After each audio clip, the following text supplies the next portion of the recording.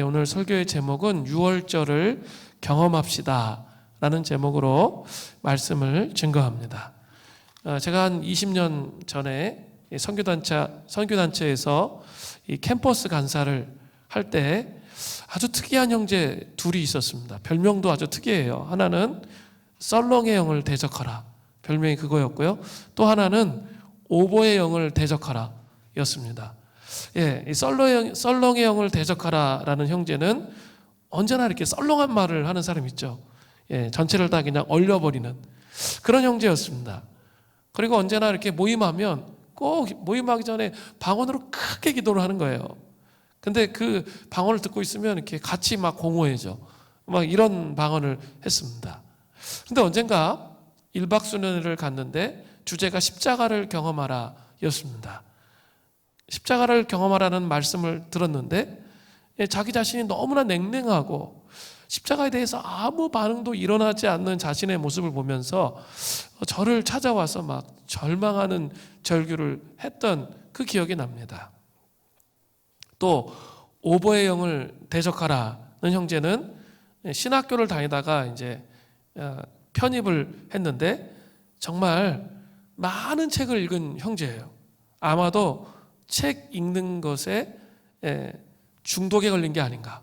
정말 온갖 책은 다 읽었어요. 그런데 이 형제의 특징은 이렇게 같이 있으면 너무 황당한 깨는 이제 오보를 하는 거예요. 자기가 자칭 차력 선교단을 만들어가지고 갑자기 막 스타킹 뒤집어 쓰고 나와가지고 막 차력하고 그래가지고 보고 있으면 막 민망하고 어이가 없고 막 그런데 이렇게 청년들 학생들은 너무 좋아하는 거예요. 막 너무 재밌다고 막 그러는데 내면 세계가 가정으로 인해서 많은 갈등이 있었습니다. 그리고 늘 저에게 했던 얘기는 자신은 광야 생활 30년째인데 아직도 풀리는 게 아무것도 없다고 매일 저에게 하소연하면서 얘기했던 것들이 기억이 납니다. 왜 이런 일들이 일어나는 걸까요? 분명히 이들은 하나님 앞에서 자신이 죄인임을 인정하고 예수 그리스도의 보혈로 구원을 받았다는 것을 인정한, 등 좀 약간만 더 밝게 해주세요. 구원을 받았다는 것을 인정한 사람입니다. 그러나 정작 그러나 정작 그 이후가 문제가 되는 거죠.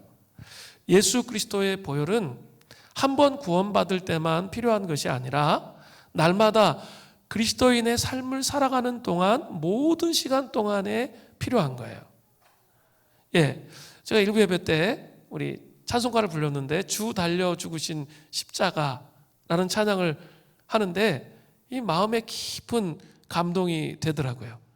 왜 감동이 됐냐면 더 깊은 감동이 됐냐면 우리가 사순절 기간을 지나고 부활절의 이 50일 동안의 기간을 지나고 성령 강림절을 지나면서 이렇게 부활과 성령의 능력을 기반으로 십자가를 바라보니까 그게 훨씬 더 풍요롭게 저희 영혼 안에 확 들어오는 그런 것들을 느꼈습니다. 여러분도 사실 다시 십자가를 바라볼 때는 어떻게 되냐면 훨씬 더 풍요로워지는 여러분 자신을 발견하게 될 겁니다. 이 보혈의 기반이 흔들리면 부활, 성령의 능력, 그게 의미가 없기 때문에 그렇습니다. 그리고 이 보혈의 기반에 튼튼히 서서 부활과 성령의 능력을 경험하는 삶을 계속적으로 확장시켜 나가야 변화가 있는 삶, 그리고 지속적으로 성장하는 그런 삶을 살게 되는 거예요. 이게 다 동떨어져 있는 게 아니라는 게 십자가의 보혈 안에 전체적으로 다 묶여 있다는 거죠. 오늘 출애굽기 12장은 유월절 사건에 대한 이야기가 나오고 있습니다. 유월절 사건은 구약 성경 중에서 가장 선명하게 예수 그리스도의 보혈의 능력을 상징적으로 우리에게 보여줍니다. 다시 한번 지치고 연약해져 있는 우리의 삶 가운데 오늘 본문 말씀을 통해서 유월절을 경험하는 그런 귀한 시간이 되기를 소원합니다. 먼저 유월절의 의미를 살펴보기 위해서는 오늘 본문의 앞의 내용, 우리 지지난주에 강해 때 했던 내용을 살펴보아야 돼요. 하나님께서 애굽 왕 바로에게 모세와 아론을 보내셔서 이스라엘 백성들이 하나님을 섬길 수 있도록 보내라고 그렇게 명령하셨습니다. 그러나 바로는 완악해서 거부했습니다. 그래서 하나님은 9가지 재앙을 애굽에 내리셨습니다. 이제 마지막 10번째로 말씀하신 충격적인 재앙이 출애굽기 11장 5절에 나타나는 거죠. 애굽 땅에 있는 모든 처음 난 것은 왕위에 앉아 있는 바로의 장자로부터 맷돌 뒤에 있는 몸종의 장자와 모든 가축의 처음 난 것까지 죽으리라. 출애굽기 11장 5절에 언급하고 있습니다. 자, 심판을 당하는 것은 누구예요? 애굽 땅에 있는 애굽에 속한 장자가 아니라 애굽 땅 전체에 있는, 그죠? 애굽인에게 속한 장자가 아니에요. 분명히 애굽 땅에 있는 모든 그런 장자입니다. 이것은 이스라엘 백성도 동일하게 애굽 사람들과 함께 심판하신다는 의미예요. 그죠? 출애굽기 11장 5절은 그렇게 언급되어 있는데 또 출애굽기 11장 7절을 보세요. 불과 석절 뒤에는 어떻게 되어 있죠? 그러나 출애굽기 11장 7절에 그러나 이스라엘 자손에게는 사람에게나 짐승에게나 개 한 마리도 그 혀를 움직이지 아니하리니 여호와께서 애굽 사람과 이스라엘 사이를 구별하는 줄을 너희가 알리라 하셨나니. 5절에는 심판이라고 되어 있지만 7절에는 이스라엘 백성을 하나님께서 보호하신다라고 말씀하세요. 근데 그 보호하심이 그냥 이렇게 대충 보호하시는 게 아니라 정말 센 그런 보호하심이에요. 이스라엘 자손에게는 사람에게나 짐승에게나 개 한 마리도 그 혀를 움직이지 아니하리니. 애굽 온 땅에 막 난리가 났는데 그 밤에 고센 땅은 어때요? 개도 다 평화롭게 잠자는 거죠. 아주 평온한 강력한 그런 보호하심을 받고 있습니다. 그러면 출애굽기 11장 5절과 7절 이 사이에 논리적 모순이 있잖아요. 이거를 어떻게 해결할 수 있을까요? 신약의 로마서 3장 23절에서 24절을 보면 그 해결의 실마리를 찾을 수 있습니다. 로마서 3장 23절부터 24절을 보니까 이런 말씀이 나와요. 모든 사람이 죄를 범하였음에 하나님의 영광에 이르지 못하더니 그리스도 예수 안에 있는 속량으로 말미암아 하나님의 은혜로 값없이 의롭다 하심을 얻은 자 되었느니라. 로마서 3장 23절에 분명히 이렇게 돼 있죠. 모든 사람이 죄를 범했기 때문에 하나님의 영광에 이르지 못한다. 이렇게 돼 있어요. 이스라엘 백성이나 애굽 사람들도 다 죄인이라는 거죠. 그래서 하나님 앞에 나갈 수 없다는 거예요. 그죠? 애굽 사람들은 뭐예요? 완악했기 때문에. 그리고 이스라엘 백성들은 어떻습니까? 이제 뒤에 주구장창으로 이제 보게 될 텐데 뭐예요? 불평, 불만, 원망. 심각한 죄를 범하고 있다는 거죠. 그렇기 때문에 하나님 앞에 나갈 수 없는, 하나님의 영광에 도달할 수 없다는 거예요. 그러나 어떠한 특권이 바로 로마서 3장 24절에 언급되고 있어요.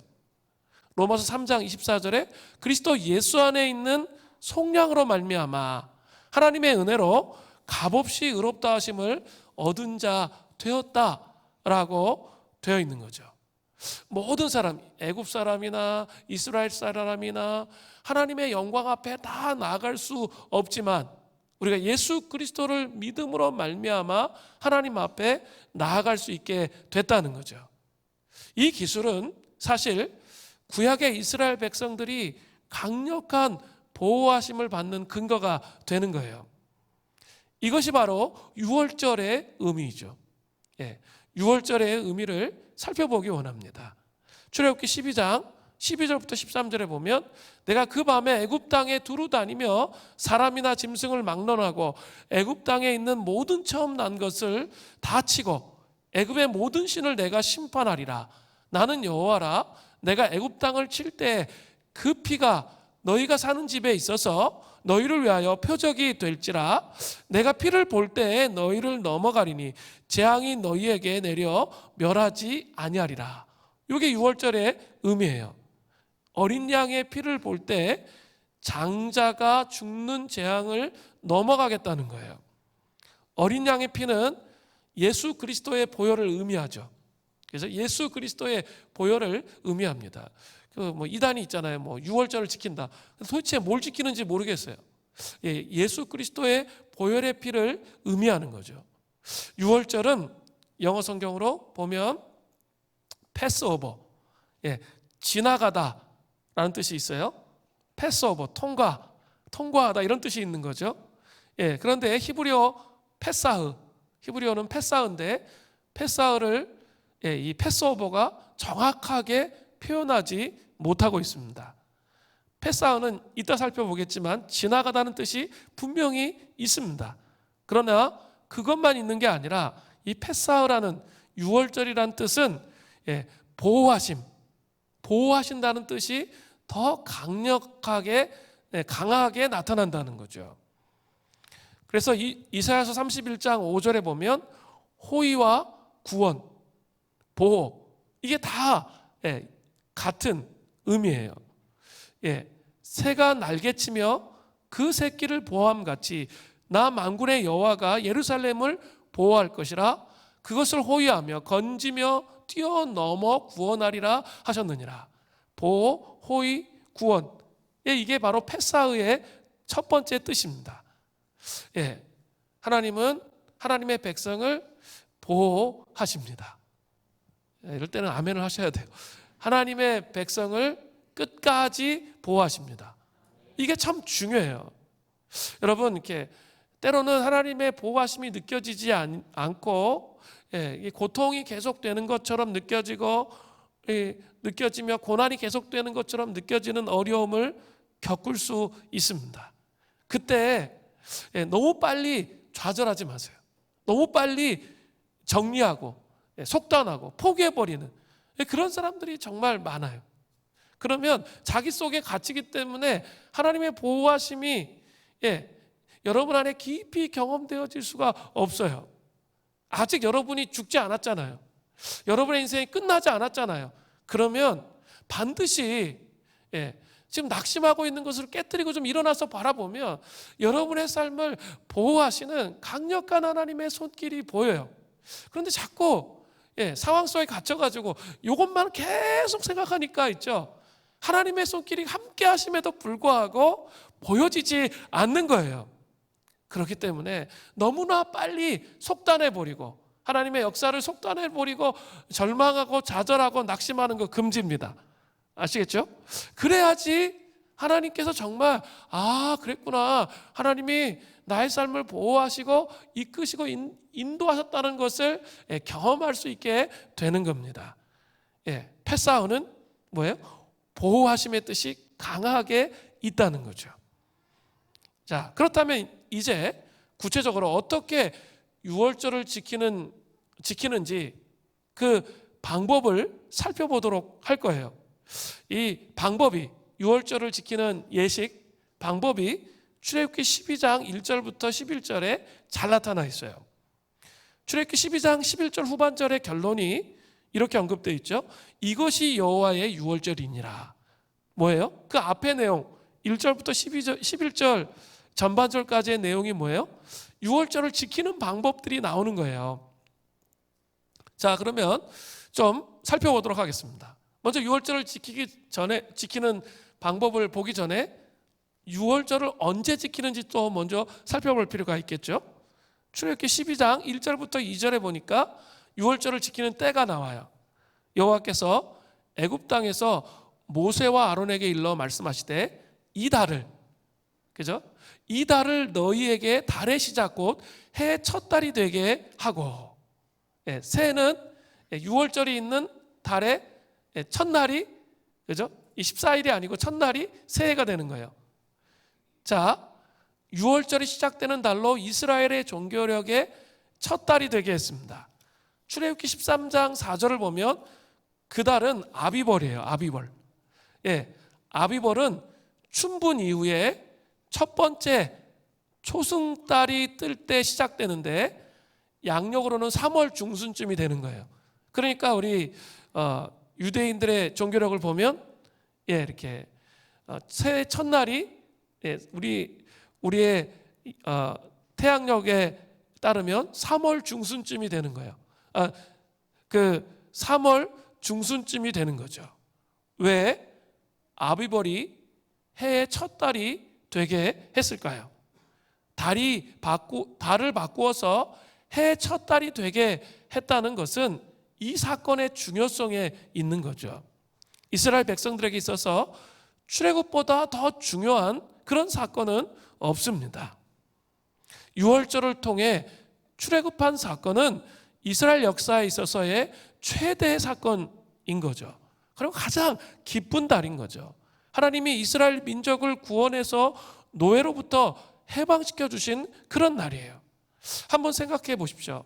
애굽에서 비참한 노예 상태로서 삶을 살았던 그들의 하나님의 권능으로 놀라운 기적으로 그곳을 빠져나오게 되었습니다. 얼마나 큰 기쁨이 있겠어요? 그리고 민족 전체가 하나님을 경험했잖아요. 이것은 또 우리 한국식으로 표현해 보면 이 광복절과 좀 비슷한 게 아닐까, 그죠? 광복절과 비슷한 그런 느낌인 거예요. 그런 느낌이기 때문에 그 6월절이 들어가 있는 아비벌을 그 새 첫 달로 지켰던 것입니다. 기억하셔야 될 것 같아요. 그러니까 6월절을 중심으로 모든 이스라엘의 삶이 시작되는 거예요.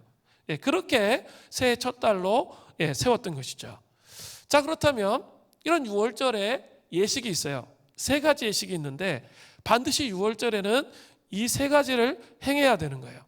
첫 번째는 어린 양 통째로 구워 먹기와 어린 양의 피 바르기예요. 자, 출애굽기 12장 3절부터 10절에 아주 잘 나와 있어요. 너희는 이스라엘 온 회중에게 말하여 이르라. 이달 열흘에, 그죠? 아비벌 10일에 너희 각자가 어린 양을 취할지니 각 가족대로 그 식구를 위하여 어린 양을 취하되 그 어린 양에 대하여 식구가 너무 적으면 그 집의 이웃과 함께 사람 수를 따라서 하나를 취하며 각 사람이 먹을 수 있는 분량에 따라서 너희 어린 양을 계산할 것이며 너희 어린 양은 흠 없고 1년 된 수컷으로 하되 양이나 염소 중에 취하여 이달 열 나흘까지 14일까지 간직하였다가 해질 때 이스라엘 회중이 그 양을 잡고 그 피를 양을 먹을 집 좌우 문설주와 임방에 바르고 좌우 문설주와 임방에 피를 바르는 거예요. 그리고 그 밤에 그 고기를 불에 구워 무교병과 쓴나물과 아울러서 먹되 날것으로나 물에 삶아서 먹지 말고. 날것으로 먹으면 안 돼요. 물에 삶으면 안 돼요. 머리와 다리와 내장을 다 불에 구워 먹고 아침까지 남겨두지 말고 아침에 남은 것은 불사르라. 자, 출애굽기 12장 3절부터 10절까지를 보면 주된 음식이 나오는데 그게 뭡니까? 어린 양이에요. 어린 양. 어린 양을 아비벌 1월 14일 날, 1월 10일 날 그 어린 양을 취해서 4일간 자세히 살피는 거예요. 그리고 14일 저녁에 6월절이 시작되는 14일 저녁에 어린 양을 잡는 거죠. 그 양은 어때야 돼요? 흠이 없어야 돼요. 그리고 1년 된 수컷으로 해야 합니다. 레위기 22장 19절부터 22절을 보면 눈 먼 것, 또 상한 것, 지체 배임을 당한 것, 종기가 있는 것, 또 습진이 있는 것, 비루 먹은 것 등은 하나님께 드릴 수 없게 되어 있어요. 그런 것들을 하나님께 드리면 안 돼요. 또한 수컷으로 1년이 지났다는 의미는 어릴 때 약한 시기에 치사율이 20%에서 50%예요. 절반이 막 죽어 나가요. 어릴 때는. 그런데 그 시기가 지난 거예요. 1년이 됐다는 거는. 그래서 그 시기를 잘 견뎌내서 살아남은 건강한 어린 양을 잡아야 되는 거예요. 그죠? 이것은 뭘 의미하는 거예요?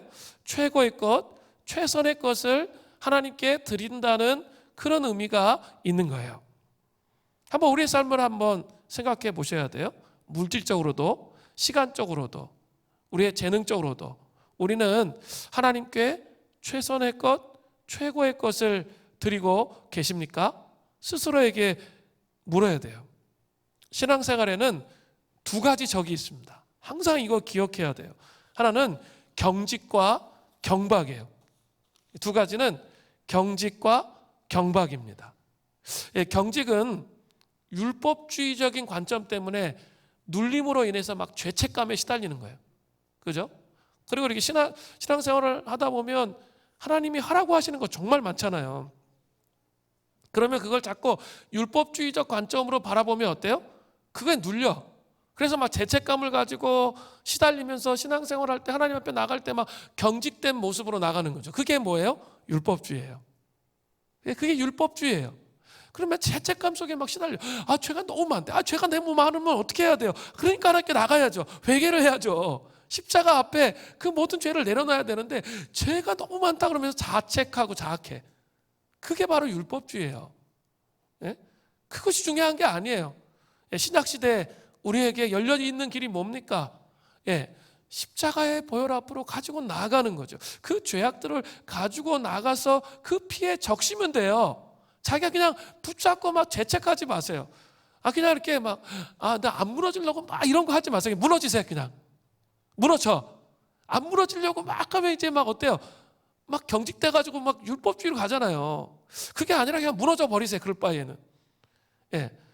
예수 그리스도의 피가 우리에게 적용돼야 되는 거예요.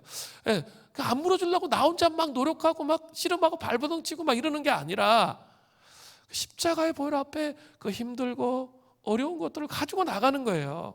그래서 그 씻김을 받는 거예요. 그래야 있죠. 그 하나님의 사랑이 다시 경험돼요, 마음속에. 하나님의 사랑이 마음속에 경험돼야 어떻게 할 수 있죠? 율법을 지키는 힘이 나오는 거예요. 사랑으로 율법을 지키는 거지 내가 내 노력으로 막 지키는 게 아니란 말이에요. 우리 신앙생활 그렇게 할 때가 너무 많아요. 그게 아니라는 거예요. 그러면 신앙생활이 어떻게 빠져요? 경직에 빠지는 거죠. 또 반대가 있습니다. 경박. 사랑의 하나님. 나의 모든 것을 다 용서해 주시니까 하나님을 내 마음대로 생각하고 내 틀 속에 가두는 거죠. 참 많아요. 내 틀과 내 생각 속에 하나님을 가둬요. 그 죄도 막 합리화시켜. 죄도 합리화시키면서 100% 최선을 드리지 않고 삶을 살아가요. 예배 시간 좀 늦으면 어때? 뭐 이런 생각들을 하는 거죠. 뭐 이번 주에 좀 빠지면 어때? 뭐 이런 생각들을 가지고 그냥 합리화하면서 사는 거죠. 그냥 짜투리 시간 하나님께 드리면서 또 저는 대충 그냥 헌금께 드리면서 하나님 그냥 나는 헌금 드리니까 하나님 그냥 좀 만족하세요. 자기 틀 속에다가 하나님을 가두어 두는 거죠. 그게 경박스러운 거예요. 하나님을 경외하는 마음을 회복해야 돼요. 그 하나님을 경외하는 마음이 회복돼야 최고의 것, 최선의 것을 하나님 앞에 드릴 수 있어요. 우리 신앙생활은 항상 이 두 가지 축이 경직과 경박 사이에 어떤 중간 지점에서 일어나는 거예요. 그 십자가로 중간 지점에서 가는 거예요. 그래서 사랑하지만 경외하는 거예요. 역설인데 인간 안에서는 이게 통합되지 않아요. 인간의 생각으로는 통합이 안 돼요. 그럼 성령께서 오시면 있죠. 이게 통합돼요. 사랑하지만 경외해야 돼요. 둘 중에 하나가 아니에요. 사랑하지만 하나님을 경외해야 되는 거예요. 또 오늘 본문에 보니까 어린 양을 잡아서 그 피로 집, 문, 좌우 설주와 임방에다가 발라요. 그리고 그 밤에 그 고기를 통째로 불에 구워 먹어요. 삶으면 안 돼요. 날 것으로 먹으면 안 돼요. 그리고 아침까지 남겨두지 않고 아침에 남은 것은 다 불태우도록 그렇게 합니다. 이러한 규례에서 어린 양의 피는 독특한 의미가 있는 거예요. 유월절은 이 어린 양의 피가 제일 중요한 거예요. 예, 앞에서 제가 보호라는 관점으로 설명했죠. 근데 대속, 대신하여 죄를 속함이라는 관점으로 또 살펴야 할 필요가 있다는 거예요. 이스라엘 사람들도 애굽 사람들과 똑같이 죄로 가득 찬 그런 상태입니다. 만약 멸망시키는 천사가 와서 정식대로 자신의 의무를 수행했다면 이스라엘 사람들의 가정에도 빠짐없이 들어가서 애굽의 장자를 쳤던 것처럼 이스라엘 사람의 장자들 다 죽여야 정상입니다. 그러나 이스라엘 사람의 집 문설주와 문 임방에 있는 피를 그 천사가 발견했다면 그것은 무엇을 의미하는 거죠? 집에 막 들어가려고 하는데 집 앞에 문설주 임방에 어린 양의 피가 가득 이렇게 묻어 있는 거예요. 그러면 뭘 의미해요? 패스오버, 통과. 이게 되는 거죠. 패스오버, 통과. 이스라엘 백성은 양의 피를 얻으려고 그 순진한 어린 양을 붙잡아 죽이려고 칼을 집어들고 이제 그를 죽이려고 할 때, 양을 죽이려고 할 때 아마 마음속에서 이런 생각이 들었을 가능성이 있습니다. 나와 우리 가족들은 다 죄인들인데 오늘 밤 멸망시키는 천사가 내려와서 만약 내가 마땅히 받아야 할 벌대로 그의 권리를 집행한다면 나와 내 가족은 멸망하는 게 분명해. 그런데 나와 내 가족을 살리기 위해서 우리를 대신해서 이 어린 양이, 이 순전하고 순수한 어린 양이 죽는구나, 이걸 깊이 생각했을 가능성이 있다는 거죠. 이 어린 양의 피야말로 구원을 위해 이스라엘 사람들에게 반드시 필요했습니다. 나를 대신하여 라는 말이 그들의 마음속에 새겨지는 거죠. 어린 양을 잡을 때 나를 대신하여 라는 말이 새겨지는 거예요. 이 어린 양은 상징적입니다. 하나님은 자신의 친아들을 우리가 설 자리에 죽도록 내어주셨습니다. 이 얼마나 놀라운 기적입니까? 예수님께서 당하신 그 죽음은 내가 당해야 할 죽음이었다는 거죠. 그는 내 죄를 담당하고 죽으셨습니다. 이제 나에게는 죽을 필요가 없습니다. 하나님께서 마련해 놓으신 구원은 이 대속, 예수님의 대신 죽으심을 통해서 이루어지는 거죠. 나의 대속자이신 예수님께서는 모든 것을 깨끗하게 지불하셨습니다. 하나님의 율법에 요구하는 나의 빚을 모두 다 갚으신 거예요. 이 율법 아무리 지켜도 도달할 수 없잖아요. 그 빚을 예수 그리스도의 그 십자가가 대신 갚으셨다는 거죠. 그래서 예수님은 나를 위하여 모든 것을 해 놓으셨다는 거예요. 예수님은 죄와 사망의 권세를 완전히 파괴하셨습니다. 그리고 나는 이제 즉시로 나의 모든 죄로부터 완전한 무죄 방면이 되어서 자유로울 수 있게 되는 거죠. 구속은 대속을 통해서만 이루어지는 겁니다. 여기서 또 한 가지 중요하게 보아야 할 것은 어린 양의 피가 문설주 임방에 뿌려져야 했다는 거죠. 그냥 어린 양을 죽여서 그 피만 흘리는 것으로 끝, 이게 아니라는 거예요. 이게 중요해요. 그게 아니에요. 그것으로 만족스럽지 않아요. 피가 개인적으로 적용되어져야 한다는 거죠. 한 가정의 호주인 아버지는 그 피를 가지고 자신의 집 문설주와 임방에 뿌려야 했다는 거죠.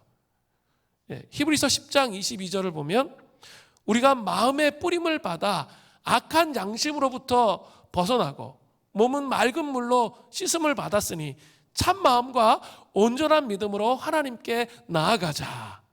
신약성경 히브리서에도 우리의 양심도 정결케 되기 위해서 우리의 마음에 핏뿌림을 받아야 한다라고 말하고 있는 거예요. 정말 우리 양심이 정결케 되기를 원하세요? 그러면 핏뿌림이 우리 가운데 있어야 된다는 거죠. 개인적인 해야 할 필요가 있다는 거예요. 많은 그리스도인들이 참 안타까운 게 있어요. 이렇게 예수님의 십자가의 보혈, 이게 다 머릿속에 있어. 이게 근데 너무나 추상적이에요. 그리고 자기의 삶의 고통, 고뇌, 아픔, 도저히 넘을 수 없을 것 같은 그런 거 있잖아요. 이런 것은 또 자기 삶에 다른 영역이 또 있어. 이거와 이거를 연결시키지 못해요. 그게 적용되지 않은 거예요. 여러분의 고난에, 여러분의 고통에 이 보혈의 피가 적용돼야 그 문제가 해결되는 거예요. 여러분 안에 있는 여러 가지 내면의 문제들, 불안함, 두려움, 염려, 근심, 그게 어떻게 돼야 돼요? 십자가에 적용이 돼야 그게 회복되는 거예요. 적용하지 않으면 어떻게 회복할 수 있습니까? 회복되지 않는 거예요. 그 예수 그리스도의 십자가에 적용하는 것은 우리의 몫이에요. 자, 이 구원의 역사에는 하나님이 하신 일과 인간 편에서의 응답이 있어야 된다는 거죠. 하나님의 주파수와 인간의 주파수가 일치할 때 그때 구원의 역사가 일어나는 거예요. 하나님께서는 어린 양을 마련해 놓으셨습니다. 그 양은 바로 그의 외아들입니다. 하나님께서는 자신의 아들을 희생제물이 되게 하셨습니다. 하나님께서는 우리로 그 아들의 보혈로 말미암아 의롭게 하시고 정결케 하셨습니다. 인간이 이 구원의 역사에 응답해야 하는 일은 그 아들의 보혈을 믿는 거예요. 그리고 실제적으로 자기의 삶의 각 영역에 적용하는 거예요. 자기의 사업, 자기의 가정의 문제, 그 모든 영역에 십자가를 적용을 해가는 게 그게 믿는 거예요. 하나님의 계획하신 위대한 구원의 계획은 위대한 구원의 계획에 우리는 믿음으로 반응하며 복종해야 되는 거예요. 예, 우리가 그동안 보혈기도 많이 하는 이유가 뭡니까? 그 보혈을 선포하면서 실제적으로 우리의 삶 각 영역에 그것을 적용하기 위한 거예요. 그 적용이 될 때 실제적으로 그 보혈의 능력이 우리의 삶 속에 드러나고 능력으로 나타난다는 거예요. 이스라엘 사람들에게는 멸망시키는 천사가 오는 것이나 무늬에 뿌린 피가 그들을 구원할 것이라는 이 사실은 대단히 새로운 것이었어요. 지금까지 들어보지 못한 그런 일이었어요. 그러나 그들은 하나님의 말씀을 믿었던 거죠. 또한 믿음으로 그들은 하나님의 명령을 따랐다는 거예요. 이것이 바로 영원한 죽음으로부터 구원을 간절히 원하고 있는 우리가 해야 될 일이라는 거예요. 그 보혈을 믿는 그 믿음을 가지셔야 돼요. 여러분의 삶에 그 짓누르고 있는 그 문제가 과연 무엇입니까? 왜 보혈을 적용하지 않으세요? 그러면서 신앙생활을 왜 제대로 하고 있다? 이렇게 생각하세요. 그러시면 안 돼요. 그 보혈을 구체적으로 적용해야 된다는 거죠. 예수님의 보혈이 우리를 위해서 흘려졌다는 사실을 여러분 믿기만 하시기 바랍니다. 그러면 전능하신 하나님께서는 신실하시기 때문에 그 보혈로 인해서 우리를 받아주십니다. 예수님께서는 자신의 보혈로 우리를 정결하게 하십니다. 또한 그 정결을 우리 안에 이루어 가시는 거죠. 그리고 오직 보혈만이 줄 수 있는 기쁨과 능력이 그때부터 우리에게 이렇게 흘러 넘치게 되는 거예요. 보혈만 있는 게 아니죠. 보혈과 부활의 기쁨과 성령의 능력, 이게 다 연결되어 있기 때문에 그래요. 그런 능력이 온다는 거죠. 계속적으로 예수님의 보혈을 자신의 삶에 받아들이면서, 이 중요해요. 지속적으로, 계속적으로 예수님의 보혈을 자신의 삶에 받아들이면서 살아가는 인생길을 살아가는 것이 신앙생활의 핵심이에요. 매일매일 삶에 보혈을 받아들이면서 살아가는 것이 신앙생활의 핵심입니다. 그때 그 기반 위에 부활의 능력과 성령의 충만한 은혜가 우리에게 임하는 거예요. 거룩한 하나님의 사랑은 상처 입은 사랑이에요. 왜냐하면 사랑하는 예수님이 우리의 구원을 위해서 당신의 육신에 수많은 상처를 입으셨기 때문이죠. 그분은 잃어버린 자들을 구원과 생명의 길로 회복시키기 위해서 지금도 그들을 뒤쫓으며 찾고 계십니다. 이러한 사랑을 추구하는 가운데 예수님의 상처에는 피가 멈추질 않아요. 끊임없이 우리를 향하여서 흘리신 그 피가 계속 흐르고 있다는 거죠. 그것은 불신자들만 찾아다니시는 게 아니라 여전히 하나님을 알지만 불순종하는 우리를 향한 사랑의 뒤쫓음이 멈춰지지 않는다는 거죠. 그 예수님의 그 신체에서 그 성스러운 예수 그리스도의 보혈의 피가 계속적으로 우리에게 흘려지고 있다는 거예요. 그것을 받아들이기만 하면 돼요. 그냥 속단하고 나의 삶에 내 스스로 불가능해, 안 돼, 이렇게 생각하지 마시고 그냥 그 불가능을 좀 내려놓으세요. 하나님 전능하신 분이잖아요. 그럼 불가능을 좀 내려놓으세요. 그리고 십자가의 피를 자기 영혼에게 흘러오도록, 예수님의 피가 자기 영혼에게 흘러오도록 그렇게 자기를 열어야 된다는 거예요. 좀 자존심 부리는 거 좀 내려놓으세요. 그죠? 좀 이렇게 고집 부리는 것, 그죠? 두려워하는 것 좀 내려놓으세요. 그래서 예수 그리스도의 사랑의 그 십자가의 피가 우리 영혼을 온전히 적시도록 그렇게 해야 한다는 거죠. 만약 그리스도의 사랑의 상처에서 피가 멈춘다면 아마도 온 세상은 멸망하고 말 것입니다. 이 놀라운 사랑을 통해서 여러분 신앙생활의 길을 가셔야 돼요. 예수의 피에 나를 적시고 또 무너졌어요? 다시 또 일어나세요. 그래서 예수의 피에 나를 적시세요. 그러면서 그 길을 가는 거예요. 제가 이번 주에 좀 회개한 내용을 좀 나누면 좋을 것 같아요. 이렇게 계속 40일 작정, 이게 한 80일쯤 되고, 그 다음에 그 성령 강림절 특별 기도 막 하고 막 이러다 보니까 어느 순간 나도 모르게 내 힘으로 이루어내려고 하면서 내 힘이 많이 들어간 거죠. 그래서 그렇게 되면 보통 때 기도하는 것처럼 막 기도하면 보통 막 불이 임하고 빛이 임하고 능력이 오고 막 이렇게 하는데, 그렇게 되면 아무리 기도해도 있죠. 아무리 기도해도 안 와요. 왜요? 이미 내 힘이 들어갔어. 사역을 위해서 내 힘이 들어가서 뭔가요? 자기의에 빠졌기 때문에 그런 능력이 오지 않는 거예요. 그냥 지치기만 해. 기도를 하면 할수록 지쳐. 여러분 그런 거 경험하신 분들 있죠? 기도를 하면 할수록 지쳐요. 그때는 뭘 해야 돼요? 회개를 해야 되는 거죠. 내가 주님보다 앞서 했기 때문에 이렇게 됐구나. 깊은 회개를 통해 냉랭해지고 하나님 은혜를 누리지 못하는 삶에 대해서 회개해야 돼요. 버티는 게 아니라, 그걸 버티면 안 돼요. 그 순간에는 회개해야 되는 거예요. 회개하기 시작하면 다시 또 하나님의 임재가 회복돼요. 그리고 그 하나님의 임재 안에서 길을 갈 수 있게 된다는 거죠. 하나님이 이 과정을 저를 이렇게 겪게 하시더라고요. 그러면서 하나님 저에게 계속적으로 말씀해 주시는 것은, 이 과정을 겪으면서 목요일날 새벽에 기도하는데 하나님이 저에게 말씀하시는 게 뭐냐면 새 능력을 구하라는 거예요. 새 힘을 구하라는 거예요. 이전과 비교할 수 없는, 이전에 경험했던 성령의 역사와 비교할 수 없는 새 능력과 새 힘을 너희들이 구해야 된다는 거예요. 그냥 그 자리에 멈춰 있지 말고 이제 성령 강림절 끝났으니까 다 끝났다 이렇게 하지 말고 지금부터 시작인데 새 힘과 새 능력을 정말 구하라는 거예요. 그 새 힘과 새 능력을 구할 때 차원이 달라지는 우리의 모습을 보게 될 거라는 거예요. 지쳐있고 힘들어하는 사람들에게 선포하세요. 그들에게 새 힘과 새 능력이 임하도록 그렇게 하셔야 돼요.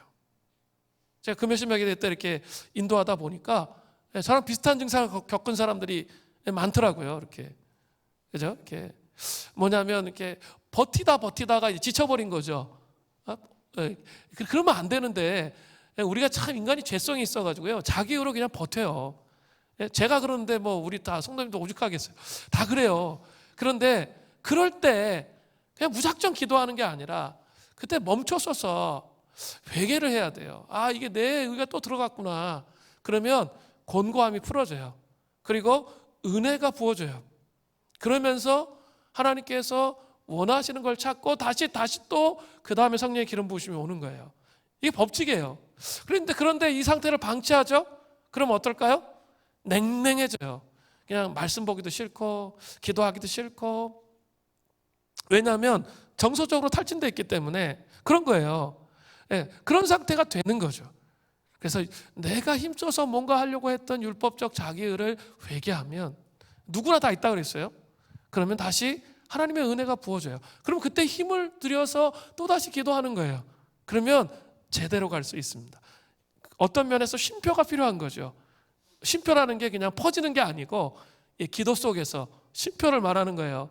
자기를 돌아보는 거예요. 그러면서 그 예수의 피가 다시 자기 영혼 안에 깊게 흘러 들어오도록 그렇게 해야 된다는 거예요. 그러면 정말 흘러 들어옵니다. 그리고 내가 왜 살아가는지 이유를 알게 되는 거죠. 그런 작업이 없으면 점점점 이제 죄책감에 빠져요. 경직된단 말이에요. 경직이 돼서 자꾸 이렇게 하나님은 나한테 요구만 하시는 것 같고 하나님 주시는 게 없고 그렇게 생각이 드는 거죠. 본인이 그렇게 해놓고 하나님께 그렇게 따지는 거예요. 하나님 그렇게 하신 적이 없어요. 이 십자가의 은혜 안에 피에 적셔져서 그 사랑으로 살아가도록 신약시대 시대를 맞이하도록 그렇게 하신 거예요. 십자가를 깊이 묵상하세요. 그런데 이렇게 십자가만 묵상하면 안 되고 부활과 성령의 능력을 통합시켜서 묵상해야 돼. 이제부터는 그렇게 갈 때 그 풍요로운 삶을 살아갈 수 있다는 거예요. 그 회복의 은혜가 우리에게 있기를 바랍니다. 두 번째 또 예식은 무교병과 쓴나물 먹기예요. 출애굽기 12장 8절에 보면 그 밤에 그 고기를 불에 구워 무교병과 쓴나물과 아울러 먹되, 6월절에 통째로 구운 어린 양과 함께 또 먹는 것이 있습니다. 무교병과 쓴나물입니다. 이 무교병과 쓴나물이 의미하는 게 뭘까요? 무교병은 누룩을 넣지 않고 이스트를 넣지 않고 만든 빵입니다. 이스라엘 사람들은 6월절부터 시작해서 7일간 무교병을 먹어야 됐습니다. 그래서 이것을 무교절이라고 그래요. 다음 주에 아주 자세히 설명됩니다. 만약 누룩이 사용되어진 떡을 가지고 있다면 아마도 그 떡은 6월절이 시작되기 전에 미리 반죽해 놓은 묵은 밀가루 반죽입니다. 누룩, 이스트가 있다는 것은 부패의 과정이 있다는 거예요. 이스라엘 사람들은 6월절과 그 이후에 잇따라서 7일 동안 무교병만 먹어야 돼요. 이스트를 넣지 않은 빵을 먹어야 돼요. 그것은 그들이 이제 애굽의 묵은 누룩과 전혀 상관이 없다는 것을 보여주는 거예요. 예수 그리스도의 십자가를 통과한 사람은 애굽의 묵은 누룩, 옛 성품, 그 자리에 머물러 있지 않는 새로운 자가 되었다는 것을, 완전히 새로운 피조물이 되었다는 것을 보여주는 거죠. 명절에 누룩 없는 떡으로 지켜야 함을 강조하는 게 고린도전서 5장 8절에 나와요. 이러므로 우리가 명절을 지키되 묵은 누룩으로도 말고 악하고 악의에 찬 누룩으로도 말고 오직 순전함과 진실함의 떡으로 하자, 이렇게 되어 있죠. 모든 것이 이 무교병을 먹는다는 것은 모든 것이 새롭게 되어야 함을 상징하는 거죠. 어린 양의 피로 시작된 6월절은 모든 것이 과거의 삶과 단절된 새로운 삶임을 보여주고 있는 거예요. 새로운 피조물이 된다는 것, 예수 그리스도의 보혈을 온전히 의지하면서 여러분의 삶 전체에 보혈의 피에 적셔가면 완전히 새로운 사람이 될 수 있다는 거예요. 사람은 사람을 바꿀 수 없습니다. 그래서 제일 안 변하는 게 사람이잖아요. 그러나 하나님께서는 능히 그 예수 그리스도의 보혈로 사람들을 온전히 바꾸실 수 있다는 그 사실을 여러분 믿으셔야 돼요.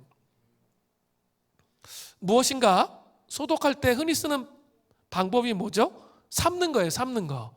그죠? 섭씨 100도의 물에 5분만 삶으면 어떻게 돼요? 모든 병균이 죽어요. 그런데 한 50도쯤으로 5시간 동안 삶으면 어떻게 될까요? 죽을까요? 안 죽을까요? 안 죽어요. 거룩한 삶으로 나아가기 위해서는 죄를 죽이기에 충분하게 십자가에 완전히 푹 잠겨야 돼요. 그냥 조금 한 50도로 5시간 아무 소용 없어. 완전히 십자가에 완전히 나를 푹 잠기게 해야 한다는 거죠. 조금 잠기는 것으로는 되지 않습니다. 조금 잠기는 건 되지 않아요. 햇볕 아래서 볼록 렌즈의 초점을 어떤 사물에 정확하게 맞추면 어떻게 되죠?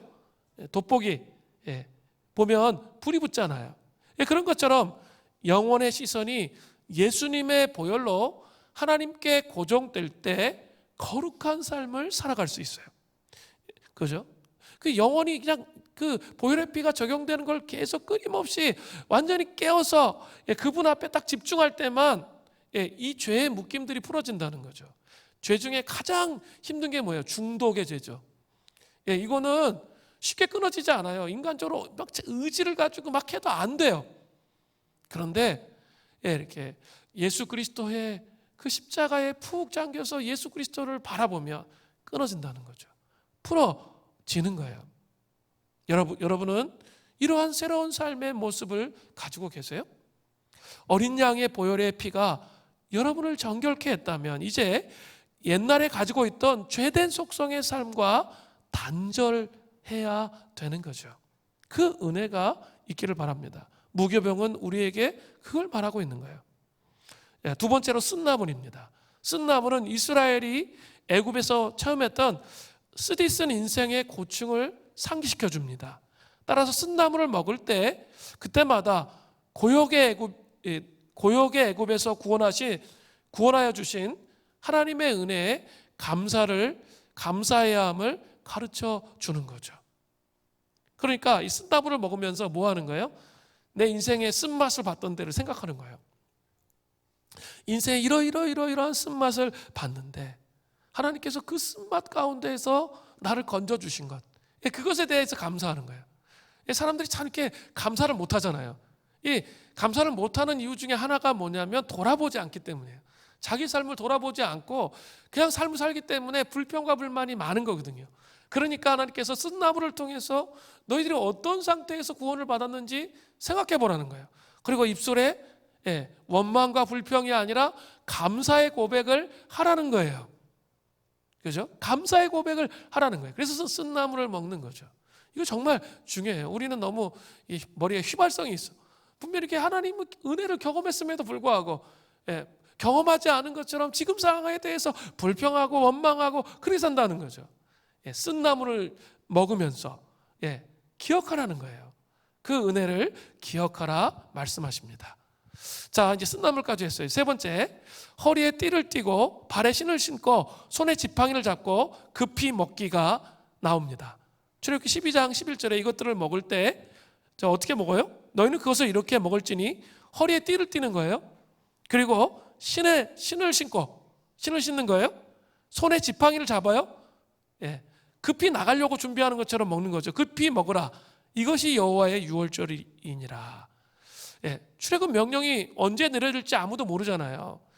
그렇기 때문에 명령이 주어지면 곧바로 떠날 수 있게 철저히 준비하고 또 매사를 신속하게 진행하라는 뜻이에요. 그래서 급히라는 단어는 무엇에 쫓기듯이 황급하게 행동하는 것을 의미하는 거죠. 하나님의 즉각적인 출애굽 출발 명령에 신속하게 대응하기 위한 복장이죠. 신약시대에 오면 하나님이 어떻게 하기를 원하시죠? 에베소서 6장 10절부터 17절에 보면 그 군사로 성도들이 군사로 세워져 있기를 원하세요. 그래서 전신갑주를 취하여 입기를 원하시죠. 진리의 허리띠를 띠고 그리고 의의 호심경을 입어요. 구원의 투구, 평안의 복음에 예비한 신, 믿음의 방패, 성령의 검을 항상 들고 다니는 거예요. 그죠? 그게 뭐예요? 깨어있는 삶이죠. 만약에 전쟁에 나갔는데 군인이 그냥 널브러져 있어. 다 벗고. 그러면 어떻게 되죠? 금방 죽죠, 뭐. 금방 죽게 되는 거죠. 항상 무장하고 있어야죠. 군대에서 5분 대기죠. 이렇게 되면 이렇게 신발도 신고 있고, 군장들을 이렇게 항상 차고 준비하고 있는 것처럼 그렇게 준비되어져 있는 상태에 있는 것. 그것을 말씀하시는 거예요. 우리의 원수와 영적 전투하는 삶을 살아가는 우리가 깨어있지 못하면 문제가 되는 거죠. 깨어 있어야 되는 거죠. 그죠? 무장을 하고 깨어 있는 그런 삶을 살아가는 거예요. 아테프 박사님은 깨어 있음에 대한 실제적인 그림에 대해서 나를 위해 부활하신 나의 사랑이라는 책에서 이렇게 말씀하셨어요. 여러 영역에서 깨어 있는다는 게 이런 거라는 거예요. 무장을 하고 깨어 있는 건 이거예요. 첫 번째, 예배에서의 깨어 있음. 개인과 공예배, 개인 예배, 공예배에서 깨어 있는다는 건 뭐냐면 그 예배가 삶의 패턴이 될 때까지 중단 없이 규칙적이고 지속적으로 예배 드리는 게 깨어 있는 거라는 거예요. 그게 무장을 하고 있는 거예요. 여러분 규칙적으로 하나님 말씀 묵상하세요? 그리고 규칙적으로 예배 늦지 않으세요? 때로는 1년에 한 번 정도, 두 번 정도 이렇게 여러 번 삶을 살다가 이렇게 약간 예배 늦을 수도 있어요. 근데 예배 늦는 게 그냥 습관이야. 이거는 깨어있지 못한 거예요. 그냥 하나님 앞에 규칙적이고 습관적으로 예배를 우선순위에 두는 거예요. 공예배를 최우선순위에 둬서 삶을 살아갈 때 그게 예배 가운데 깨어있다고 말하는 거예요. 개인적으로 묵상할 때도 마찬가지예요. 시간을 먼저 떼어서 그 시간을 확보하고 그 시간에는 내가 집중을 정규적으로 규칙적으로 집중하는 게 그게 바로 개인 예배의 깨어있음이라는 뜻이라는 거예요. 두 번째, 어떤 상황이나 시련이 있을지라도 하나님을 절대적으로 신뢰하는 깨어있음이 있을 수 있어요. 어떤 상황이나 시련이 있을지라도 하나님을 절대적으로 신뢰하는 깨어있음.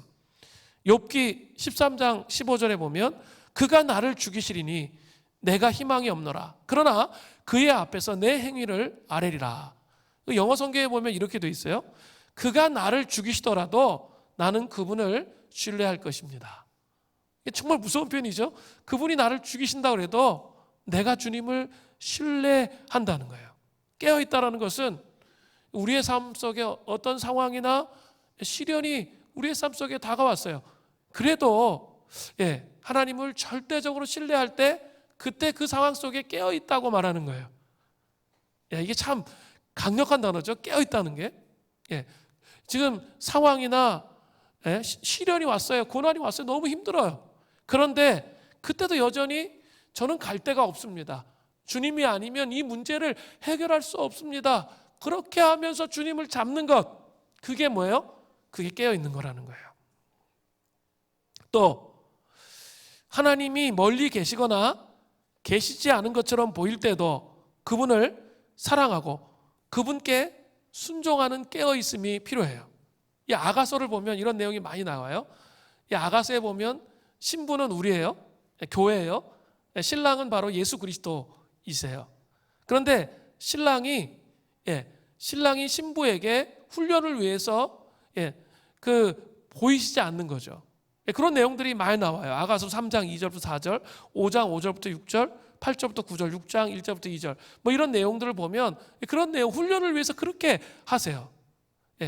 그래서 이렇게 하나님이 멀리 계시거나 계시지 않는 것처럼 보여지는 그런 느낌이 느낌적으로 올 때가 있어요.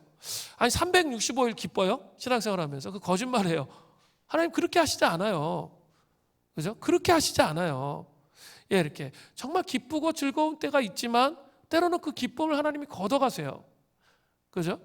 걷어가시면서 우리를 훈련하실 때도 있단 말이에요. 그럴 때 이게 신부를 훈련시키시는 신랑의 훈련이구나. 이것을 깨닫고 그분을 여전히 사랑하고 그분께 순종하는 게 그게 깨어있는 거라는 거예요. 정말 깨어있는 수준이, 성경에서 말하는 깨어있는 수준이 정말 높죠? 우리는 그냥 예배 시간에 졸지 않는 거, 그런 게 깨어있는 이 정도 수준, 아니면 좀 신앙적으로 좀 기도 많이 해서 막 깨어있는 그런 정도 수준을 얘기하는데 성경에서 말하는 수준에 깨어있으면 그런 게 아니에요.